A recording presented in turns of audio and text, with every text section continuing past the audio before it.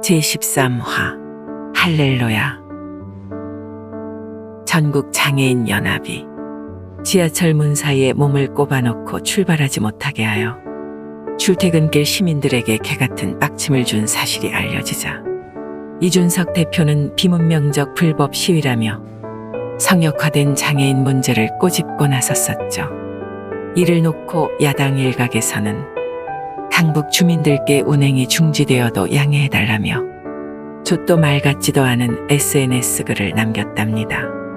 평소에 지하철을 타지도 않는 것들이 대다수 시민들의 출퇴근길 이동 수단에 대한 불편함에 공감 못하는 것도 당연하겠지만 내 돈 내고 공공 서비스를 이용하는데 왜 어떤 이유로 이해와 양해가 필요한 건지, 시위가 성공해서 그들이 목적을 달성한다고 해도 나한테 돌아오는 건 개뿔도 없잖아요. 한편 가방끈만큼은 누구보다 김준숙의 의지는 간결하고 담대합니다. 서결이 오빠가 운영할 정부의 만큼은 저들이 저렇게 목리를 부리면 목적을 달성할 수 있다는 선례를 남겨선 안 된다는 거였죠. 국민의힘 비례대표 김혜지 의원은 개인의 정치적 커리어를 위해 그들에게 무릎을 내어줬을지는 모르나 중앙 정치를 하는 준숙이는 그래도 엄연한 제1야당의 대표입니다. 사회적 문제가 국가에 미치는 전반적 영향을 고려해야 하죠. 김혜지 의원보다는 조금 더 큰 정치를 해야 하는 입장이라는 소리입니다. 뜨거운 감자가 된 지도 꽤 오래된 준숙이의 그 온기가 참 오래갑니다. 대선 캠페인 때 서결이 오빠와 냉탕과 온탕을 오가는 기싸움 덕에 이러다가 생양아치가 당선되는 건 아닐까. 저는 첫사랑이라도 만난 듯 가슴이 콩닥거렸거든요.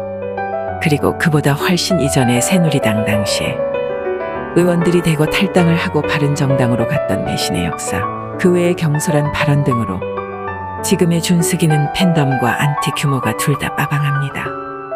하지만 이번 일은 준숙이의 손을 들어주고 싶어요. 아니, 정상적으로 말하는 애는 얘밖에 없는 것 같아요. 우파는 곧 죽어도 자유와 시장을 추구해야 합니다. 이번 전장현 사건의 저들은 내 돈 내고 내가 탄다는데 네가 왜 하는 가장 기본적인 질문에도 와 씨발 어떻게 장애인한테 그런 말을 할 수 있어.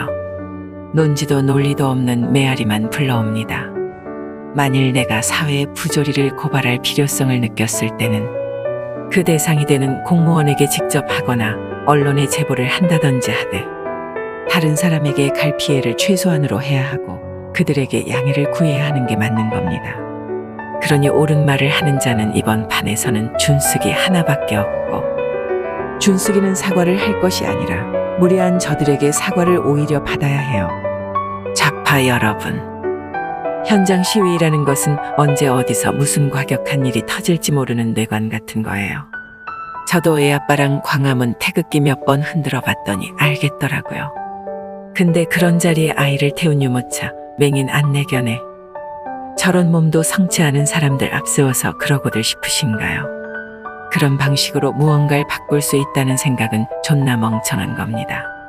아니면 모르죠. 애초에 무언가를 바꾸러 온 게 아니라 무언가를 들치려고 하시는 건지도요.